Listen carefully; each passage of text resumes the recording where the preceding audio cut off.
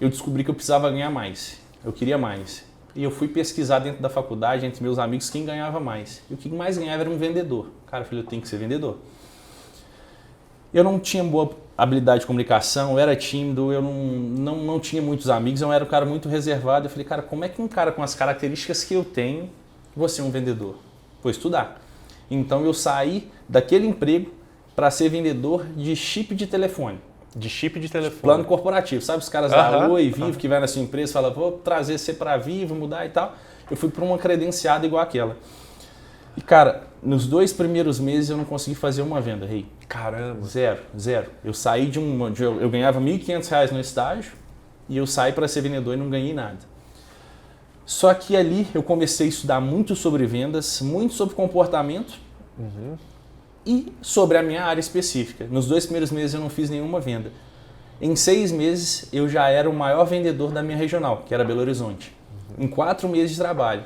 E eu não tinha carro, diferente da outra galera, não tinha nada. Mas eu pegava a ajuda de custo que eu recebia, eu pegava o ponto de ônibus e parava no final dele, que era o mais longe possível, que ninguém visitava, caminhava a rua inteira e voltava. Então eu era vendedor de porta a porta.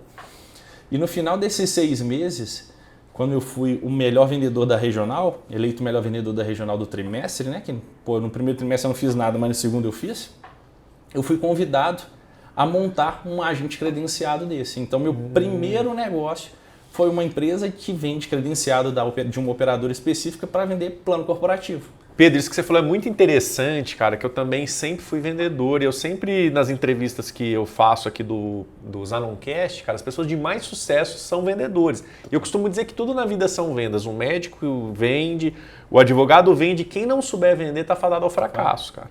Pode olhar, o médico bem sucedido, ele sabe vender a imagem dele, né? E tem médicos que não vão... O médico não tem como ficar ruim, né, cara? Porque um plantonista, ele ganha lá seus 8 mil, 10 mil, mas tem médicos que sabem vender que ganham 200, 300, meio milhão por mês e muito mais. Então, uma característica muito importante para quem está assistindo a gente aqui, você precisa dominar a arte das vendas. Então, aí você saiu de vendedor para dono de uma agência. Qual foi a sua maior dificuldade nessa transição? Porque uma coisa é a gente vender muito, outra coisa é a gente tocar um negócio. Nessa hora, Rei, a minha grande dificuldade foi conhecimento. Conhecimento específico de venda, eu sabia de negócio ou do negócio. Existe uma grande diferença. Eu sabia de negócio, de fazer o plano, de vender, mas eu não sabia gerir pessoas. Eu não sabia como contratar, eu não sabia como criar indicadores, eu não sabia como lidar com o time. E basicamente, dentro desse ambiente, a operadora ela coloca muita pressão nesse agente credenciado. E a gente vivia um ambiente ali, as operadoras elas cresciam com uma velocidade muito grande no Brasil. E o que aconteceu? Eu saí de um vendedor a um dono de um agente credenciado e no final de, sei lá, em 6, 8 meses, eu tinha 35 vendedores de rua. Então eu não sabia gerir esses caras, eu não sabia às vezes comunicar, porque eu sabia operacionalizar, eu sabia vender, mas eu não sabia gerir o time, eu não sabia fazer aquela estrutura girar. E qual que foi um dos grandes erros ali? Eu tinha um amigo que eu falei, cara, você tem metade do dinheiro que a gente precisa? Tenho. Então vamos ser sócio. Cara, mas o que eu vou fazer? Não sei, a gente descobre no caminho. E um dos grandes erros que eu cometi nessa jornada foi, na primeira coisa, foi na procura do sócio.